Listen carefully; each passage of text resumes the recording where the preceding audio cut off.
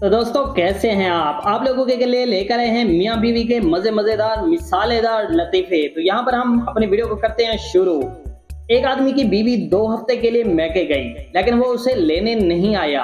बीवी ने उसे फोन किया, मैं इन 15 दिनों में आपकी याद में तकरीबन आधी मर गई हूँ, आप मुझे लेने कब आ रहे हैं? शौहर ने मुस्कुराते हुए जवाब दिया, 15 दिनों के बाद।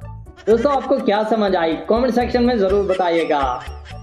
चलते हैं यहाँ पर अगले लतीफे की तरफ। मियाँ बीवी किसी की शादी पर गए। कुछ देर के बाद बीवी ने देखा शौहर किसी लड़की से हंस हंस कर बातें कर रहे हैं। बीवी खामोशी से पास आई और शौहर को आयोडेक्स की डब्बी दिखाकर बोली, ये घर पहुंचकर आपकी चोट पर लगा दूंगी। शौहर, मगर बेगम मुझे चोट कहाँ लगी है? बीवी गुस्से से, पर अभी हम घर भी कहाँ पहुंचे हैं। एक शौहर की 2 बीवियां आपस में लड़ रही थी। दौराने जंग एक कह रही थी आज बुध है, जबकि दूसरी कह रही थी नहीं नहीं नहीं आज जुमेरात है। शौहर ने इनकी तकरार सुनी तो गुस्से से बोला, मैं पागल हूँ जो जुम्मा पढ़ के आ रहा हूँ।